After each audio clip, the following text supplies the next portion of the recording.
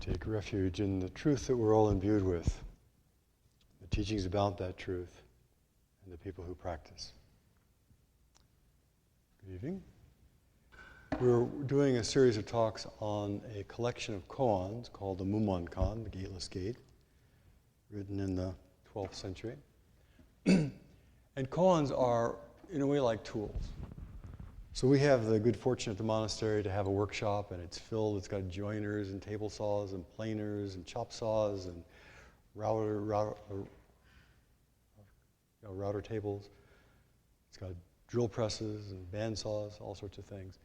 And they're all sitting there, and I haven't unfortunately used it for the last year or so. So they're just sitting there. And koans are kind of like that. Koans are tools that we all have the ability to use, but as long as they're just sitting there, they're interesting. You can recite them, but they're not really effective. And the fuel that koans need and use is curiosity. Being curious, inquiring. So a koan lays out a particular thing and says, here's a truth. Here's an expression of a truth. And then with a stable mind, in the present moment, with some curiosity, you think, what's this about? How can I live and manifest this?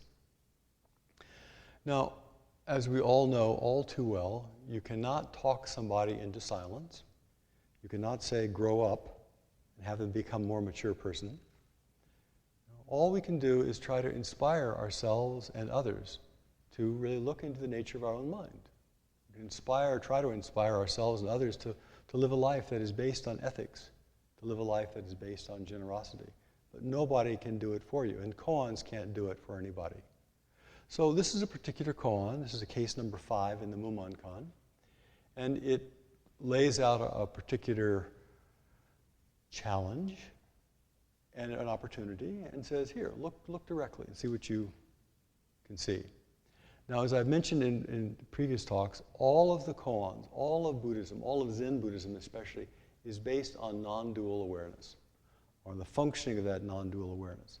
It's based on that the world is one thing, that there is one mind, that there's it's one whole unit. Now we can, with our mind, we can look at, we can break it up and say there's a mat there, and here's a piece of paper here, and here's a hand here. But nonetheless, it is still one whole thing. The world is still one, whether we call it, China or India or Russia or United States. It's still one world. So all of the koans are based upon there is one world, and we're now looking at it through a particular slide, a particular sight, a particular view. So here's the koan that we're going to work on this evening. It's called Kyogen's Man Up a Tree. And those of you who've been around for a while know my old friend and the former abbot of Dharma Rain Zen Center used to be called Kyogen. He is called Kyogen. He died a few years ago. But we used to tease him about this koan. Here's the koan. Master Kyogen said, "It is like a man or a woman or a human being up a tree who hangs from a branch by their mouth. Their hands can't grasp a bough. Their feet can't touch the tree. Another person comes along under the tree and asks them the meaning of Bodhidharma's coming from the west. Ask, what's the deepest truth? What's the truth here? If they don't answer, they don't meet their vow. They don't meet the questioner's need. They don't meet the bodhisattva aspiration. If they answer, on the other hand, they let go and they lose their life. At such a time, how would you answer?" That's the koan. So, on the front part, it sounds kind of esoteric. And then the next part of the koan is the Mumon's commentary. "Even though your eloquence flows like a river, it's all to no avail.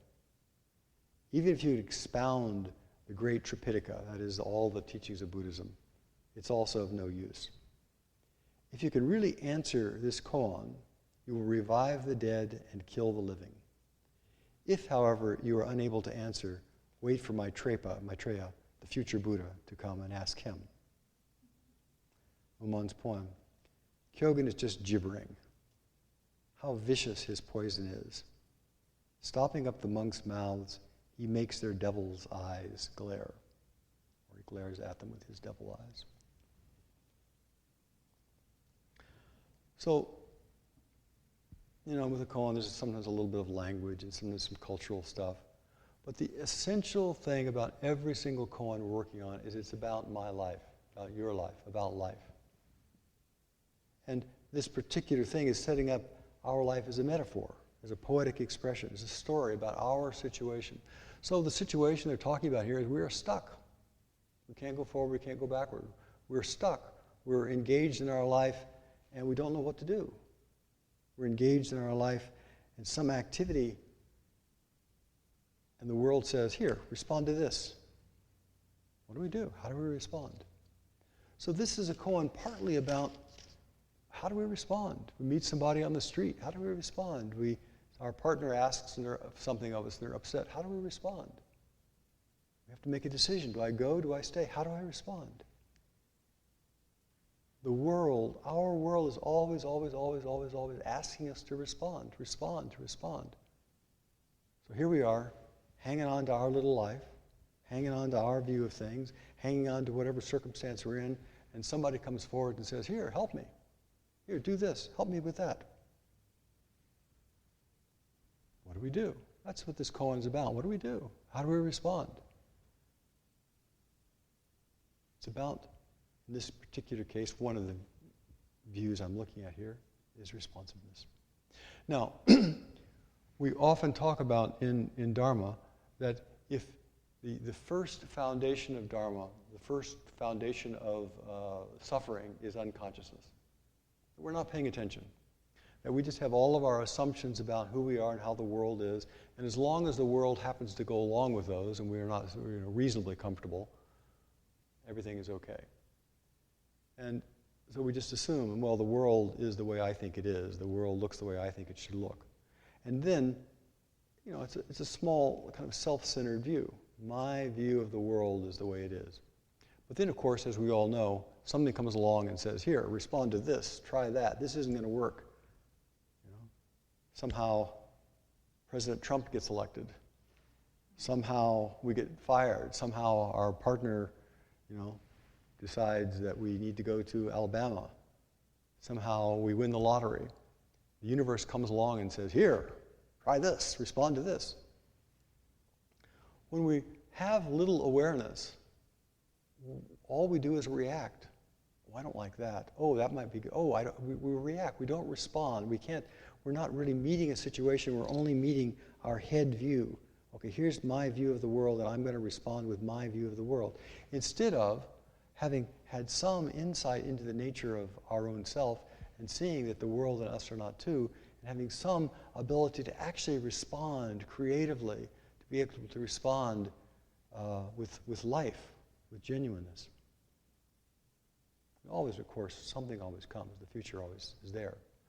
But when we're really awake into the fluid nature of all things, into the miraculous nature of all things, into all things that are constantly coming forth, and we actually can see that and know that with our own being, the miracle of this life, the absolutely surprising and awesome way the world unfolds, we respond differently. We have a different capacity. We have different availability than if we're looking at with a small fixed idea of, this is the way I am, this is the way I am, this is the way the world is, this is the way the world should be. I read it, I believe it, therefore it is. When we only have that small view, we're destabilized. We're really thrown into confusion. I don't know what to do. Where do I go? What do I do?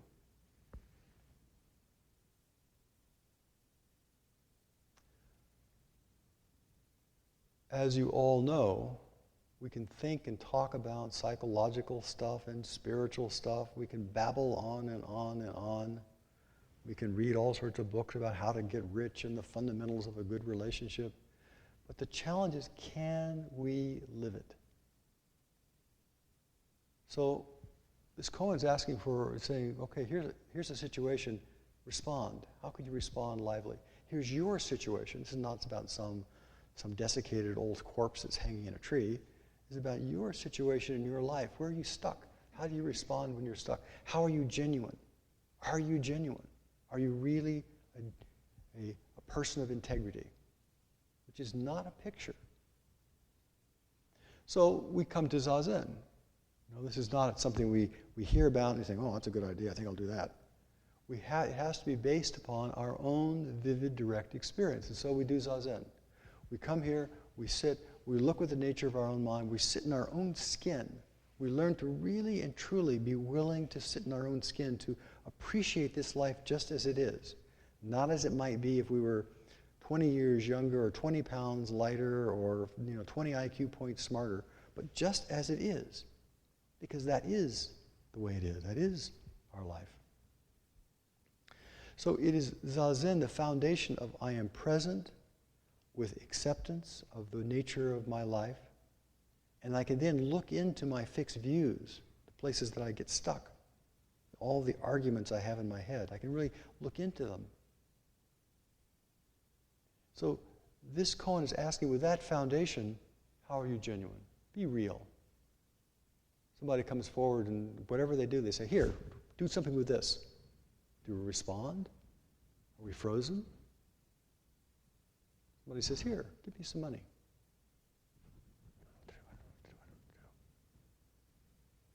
So that's part of what this koan is about. So if we're working on it as a koan, that's part of the testing is, can you respond? Can you just respond? Can you be genuine? That ability to be genuine is not just an idea. It is that we each have our own unique DNA. We each have our own history. We each have our own life. We each are the culmination of 1,000 million experiences of our life that have led to this moment. And it's not about, am I right or wrong? So one of the traps of all the koans is they try to say, okay, we're going to give you this example here, and are you going to get caught in right or wrong? It is true, there are times that we are more skillful, and we've all been completely unskillful at many times, as you all know. But whether we happen to be skillful or not, whether we happen to have the maturity of a 60-some-year-old person or the energy and maturity of a 30-some-year-old person, regardless of our circumstances, there are times we miss the mark. There are times that we are right on the mark. But we have the ability to be genuine, to genuinely make a mistake, to genuinely screw up, to genuinely be really present, to be alive. So this koan is asking about, can you, in this moment, really be truly alive and have integrity right now, whatever way you do it? It's not about, I'm going to hang on or let go. Sometimes we hang on, sometimes we let go. Can we be genuine? So again, this is Zen Buddhism, this is Dharma, this is not about, it's not about, okay, I give you this talk and I think, oh, that's a good idea, I think I'll do that. It's about, can we practice? Can we look into the nature of our own mind and see the nature of this life? That it is impermanent, that the things that I think are so real are actually concatenations, they're actually conglomerations, they're actually aggregates of thought, of feeling, of chemicals, of elements. Even our thoughts are not a thing. They're a constant flow. And they come together and they disappear, and they come together and disappear, and all of our emotions the same way. So this koan is asking us to look at that intersection.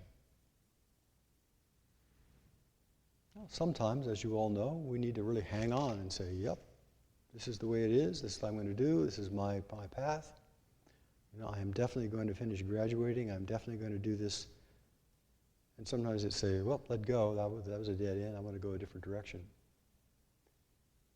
But in some ways, it doesn't make a difference at this absolute level.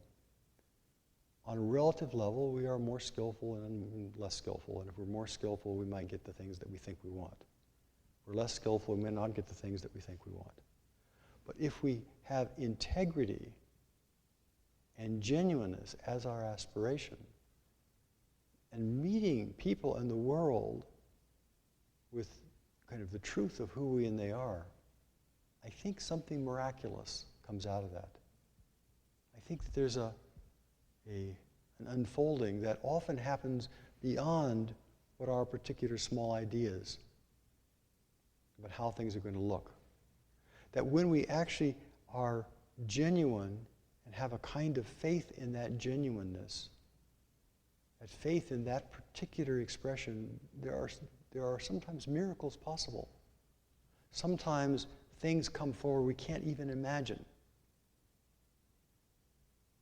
Interesting connections, interesting people that we meet, interesting fortuitous circumstances. If we are fake and pretending, it doesn't happen. So this particular koan is the way I'm spinning it right now, is about somebody asks us for something and we respond from our deep being. And that deep being is the result of practice.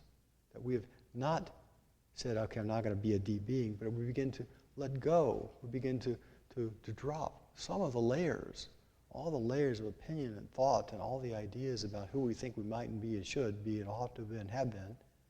Let go of some of the confusion and come back to what is true right here, right now. The integrity of this moment. That is the place, right here, right now, in the integrity of this moment, where miracles happen, where unforeseen things come forth,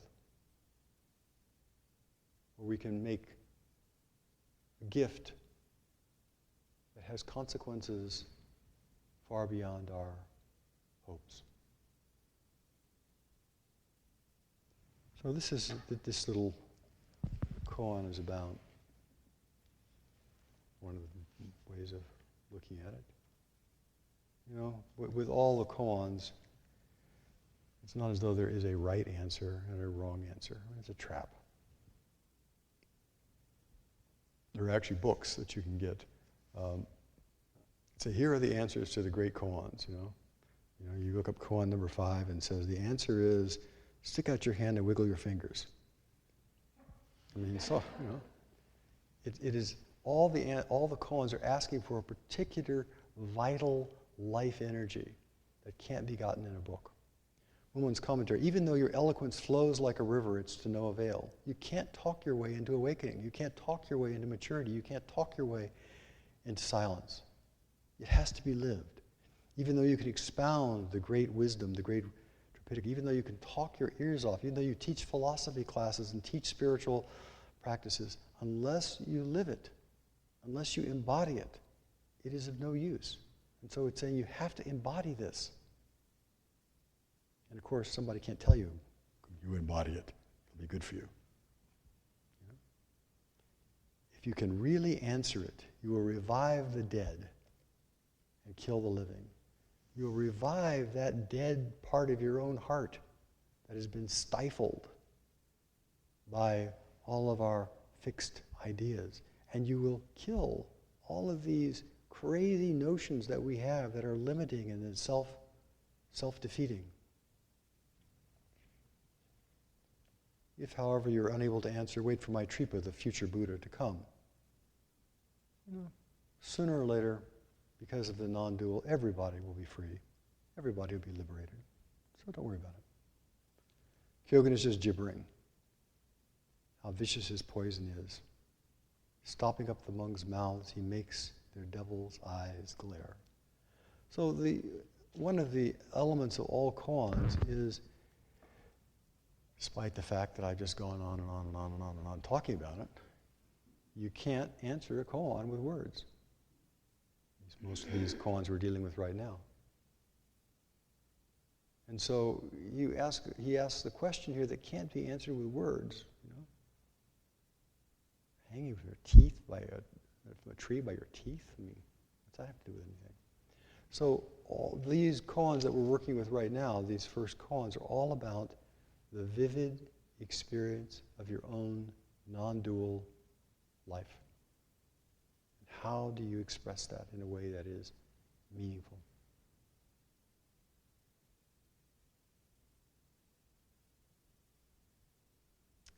So may you all penetrate to the root of your existential conundrums and find liberation right in your own life.